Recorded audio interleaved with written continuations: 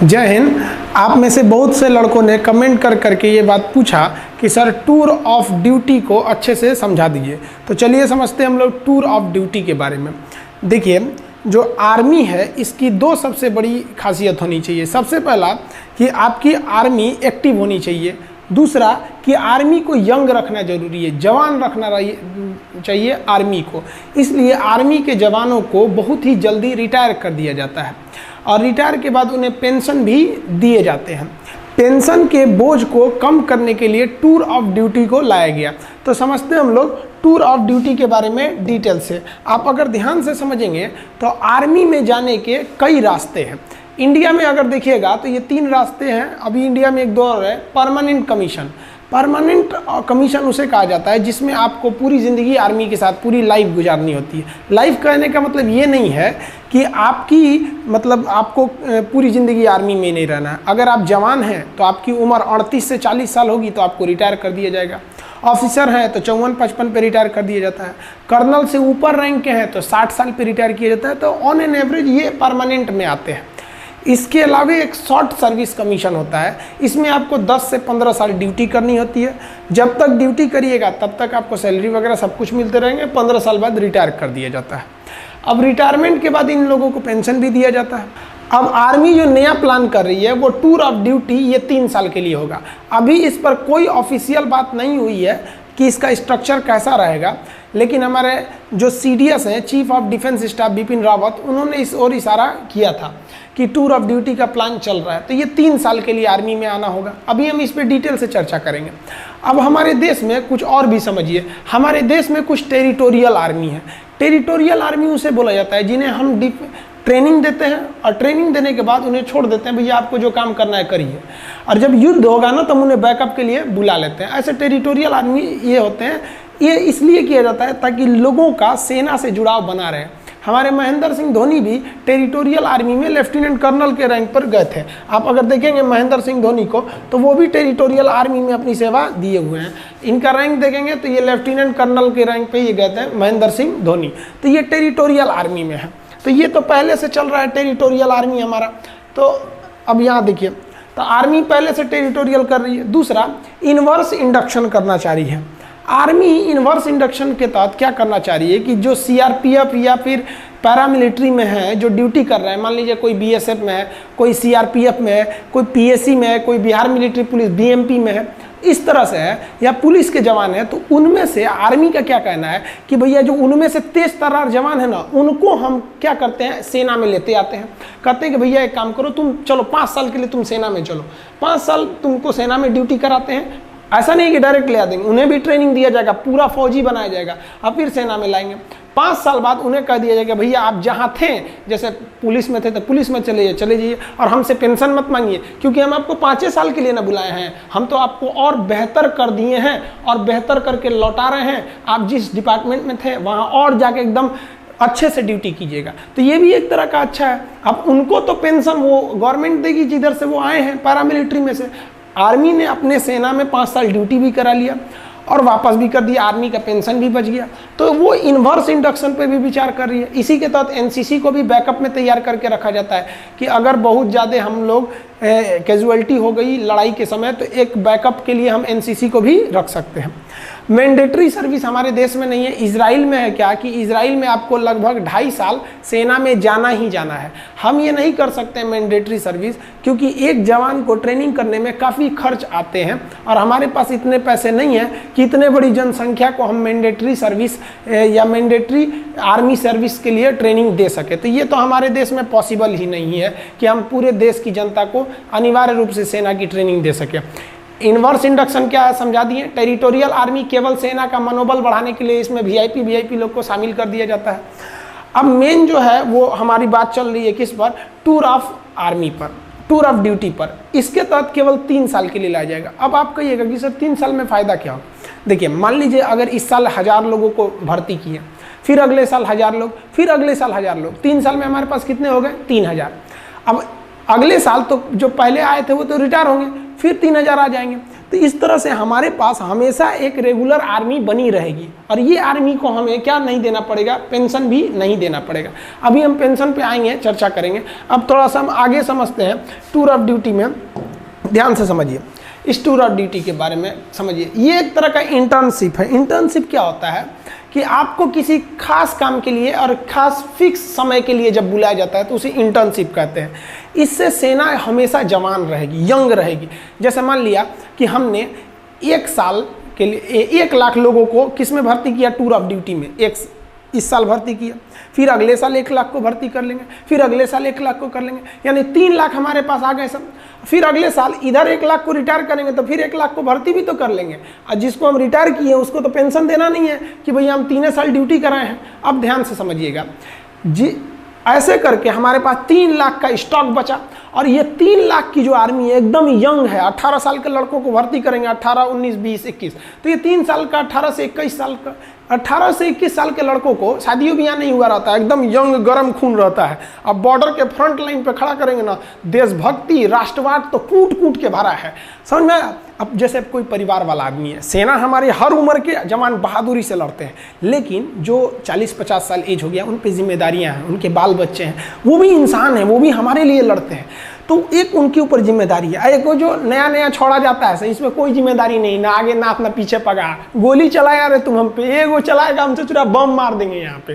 तो ये आर्मी को यंग रख सकते हैं। इससे आर्मी को डबल फायदा कि आर्मी हमेशा यंग रह गई और जो रिटायर हुए उन्हें सैलरी भी नहीं देना है, और आर्मी कम भी तो नहीं होगी ना भैया। हर साल हम 1-1 को रखे रहेंगे, हमेशा हमारे पास 3 लाख की एक टूर ऑफ आर्मी की, टूर ऑफ ड्यूटी की फौज बड़ी रहेगी। समझ में आया कि नहीं आया? अब आप कहिएगा कि सर वो जो 3 साल बाद रिटायर कर देंगे और उसको पेंशन भी नहीं देंगे तो लड़का कहाँ जाएगा? तो देखिए भैया, इसमें सेना विचार कर रही है कि हम इस तरह से एंट्री कराएंगे कि जैसे कोई लड़का ग्रेजुएट हो गया है, तब आओ भैया 3 साल ड्यूटी करो और जाओ। और सरकार एक नियम बना देगी कि कोई भी एसएससी, रेलवे, बैंक वगैरह वो इन लड़कों को आरक्षण दे जो मतलब आर्मी की ट्रेनिंग कर ली है। क्यों? क्योंकि इनके अंदर एक डिसिप्लिन आ जाएगा। सेना उनको डिसिप्लिन 9 महीने का ट्रेनिंग देगी। ऐसा नहीं कि टूर ऑफ ड्यूटी आइए आपको टूर करा देते हैं, उठाइए AK-47, ऐसे नहीं। 9 महीने की एकदम कठिन ट्रेनिंग दिया जाएगा उन लोग को। ट्रेनिंग में कोई कॉम्प्रोमाइज़ नहीं होगा, उनका 9 महीने का ट्रेनिंग दिया जाएगा। समझ में? आप वो जिस डिपार्टमेंट में जाएंगे एकदम डिसिप्लिन, इतने बजे ऑफिस आना है तो आना है, हर चीज़ एकदम बढ़िया से रहेगा। इससे कि उनको देखकर डिपार्टमेंट के बाकी लोगों में भी एक जज्बा आएगा। और आप खुद देखिए ना, हम लोग, आप हो या हम हो, जब भी कहीं जाते हैं तो बगल में कोई फौजी रहता है तो अपने अंदर से एक आत्मसम्मान का दिल, वो आदमी हाथ उठाकर सैल्यूट नहीं करता है, लेकिन अपने दिल से पूछेगा आदमी, उन्हें दिल से सैल्यूट करता है कि इनके बदौलत हम लोग अपने घरों में सुरक्षित हैं। तो जहां वो ड्यूटी करने जाएंगे वहां भी लोगों का सेना के प्रति इज्जत बढ़ेगा और वो भी लोग चाहेंगे कि हम भी अपने नेक्स्ट जनरेशन को सेना में भेज सकें। तो एक आर्मी है, एक काफ़ी अच्छा बैलेंस बना के कर रही है। आखिर आर्मी को ऐसी ज़रूरत क्यों पड़ी? अब आप कहिएगा, यहाँ एक नेगेटिव पॉइंट ये आता है कि अगर हम 3 साल ड्यूटी करा के निकाल देते हैं तो जितने भी आएंगे, हमारी सेना यंग तो रहेगी लेकिन एक्सपीरियंस नहीं हो पाएगा। देखिए, जवान रहना भी ज़रूरी है, एक्सपीरियंस का भी रहना ज़रूरी है। कहीं कहीं जोश और जुनून काम नहीं आता है, एक्सपीरियंस काम आता है। तो इसीलिए आर्मी विचार कर रही है कि हम अपनी आर्मी में 40%, 30 से 40% फौज को टूर ऑफ ड्यूटी के तहत रखेंगे ताकि ये लोग जवान रहें, और बाकी 60% फौज हम फुल परमानेंट सर्विस वाले रखेंगे ताकि इनके पास एक्सपीरियंस रहे। तो आर्मी हर तरह के मैटर पर विचार कर रही है। याद रखिएगा, अभी ये विचार हो रहा है, कंफर्म अभी नहीं हुआ। देखिए अब ध्यान से, ये एक तरह का इंटर्नशिप उसे कहते हैं जो एक फिक्स टाइम के लिए आपको बुलाया जाता है। इसमें वर्दी भी मिलेगी खूब बढ़िया, भाई सेना की वर्दी मिलना बहुत बड़ी बात होती है। आपका बढ़िया बढ़िया ब्रांड, जो हज़ारों रुपए के आप जो ब्रांड पहनते हैं ना, उस ब्रांड की कोई कीमत नहीं है अगर आपके बगल में कोई बंदा वर्दी पहन के इंडियन आर्मी का उस पर लोगो बना हो, पहन के खड़ा हो जाए तो सारा आपका ब्रांड बर्बाद हो गया उस आर्मी के वर्दी के बाद। तो एक वर्दी भी मिलेगी, रैंक भी मिलेगी, सैलरी भी मिलेगी।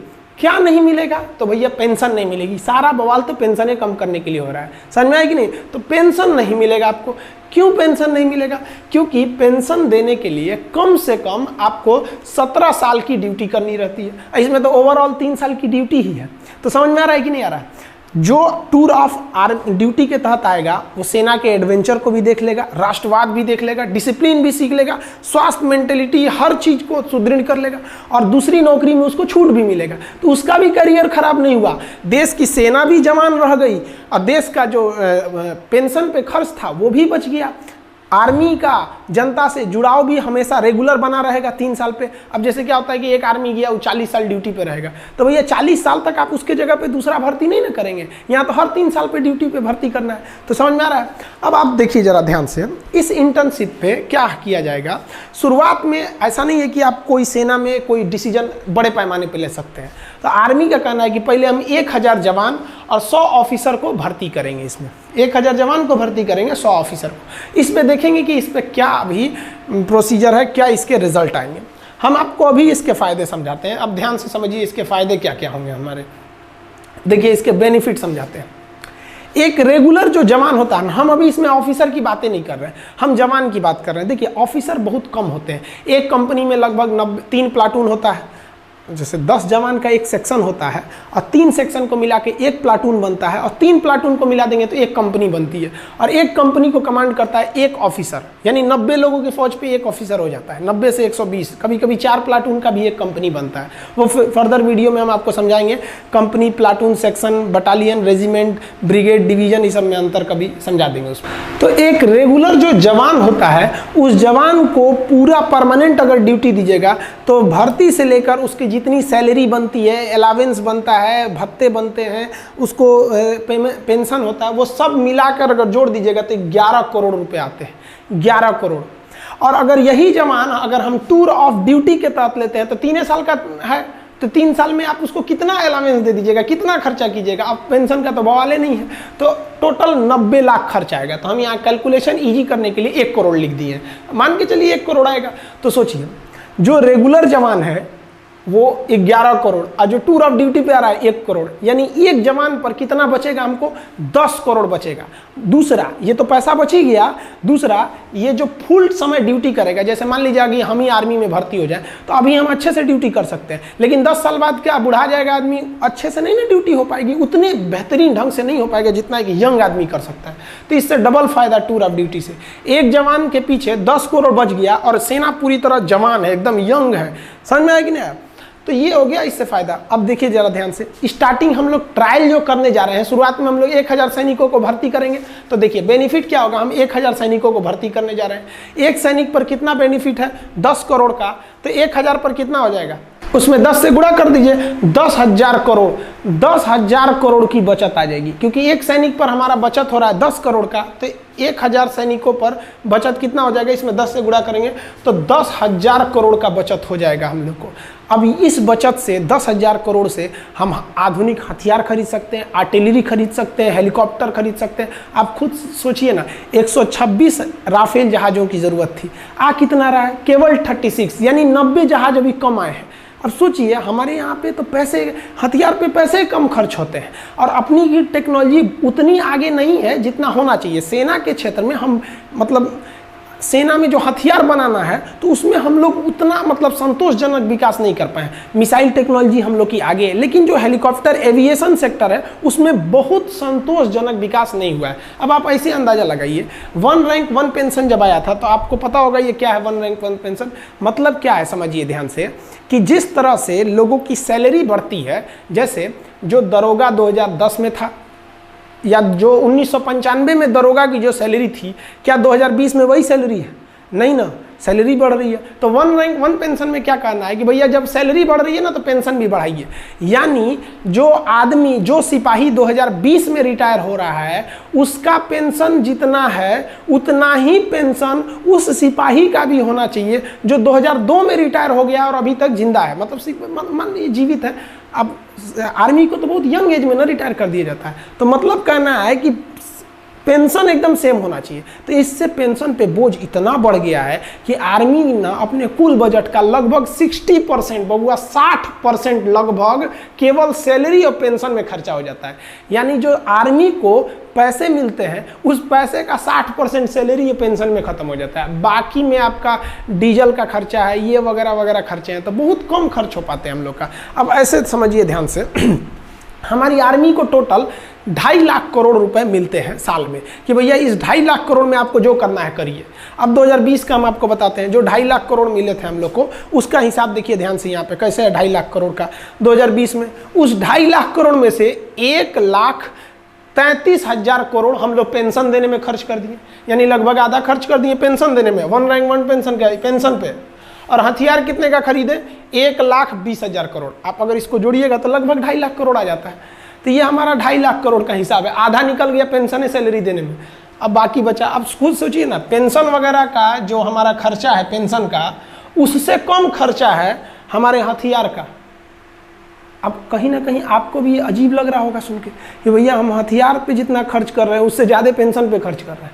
तो ये टूर ऑफ ड्यूटी है, इसके पीछे भले ये तर्क दिया जा रहा है कि आर्मी जवान रहेगी, सेना जवान रहेगी, ये तर्क दिया जा रहा है कि युवाओं में जो राष्ट्रवाद है, जो देश प्रेम है, उसका सही उपयोग होगा, लेकिन इसके पीछे जो मेन रीजन है वो आपको दिख गया कि आर्मी अपने पेंशन को बचाकर उस पैसे को मॉडर्नाइजेशन की ओर लगा सकती है, क्योंकि हमारे जो बगल में चाइना है ये बहुत ही ज़्यादा अपने आर्मी पे पैसे खर्च कर रहा है। तो ये समझ में आ गया आप लोग को। अब आपके मन में एक सवाल आएगा कि ये जो सैनिक होंगे टूर ऑफ ड्यूटी पे, ये कैसे आएंगे? टूर पे जैसे घूमने जाते हैं? नहीं, इनका भी वैसे ही बहाली होगी, वैसे ही भर्ती होगी जैसे एक रेगुलर आर्मी का होता है, वैसे ही ट्रेनिंग होगी जैसे एक रेगुलर आर्मी का। यानी अगर कोई जवान खड़ा है तो आप देख के नहीं कह सकते हैं कि टूर ऑफ ड्यूटी का है कि ये परमानेंट है, फिर आप उसके आई कार्ड को देखना पड़ेगा, उसका सर्विस रिकॉर्ड देखना पड़ेगा कि कौन सा ये जवान है, तब पता करेंगे। ट्रेनिंग भी एक ही जगह पर होगी, सैलरी भी एक मिलेगा, हर चीज़ एक रहेगी। फ़र्क बस ये रहेगा कि भैया आपको 3 साल पर रिटायर कर दिया जाएगा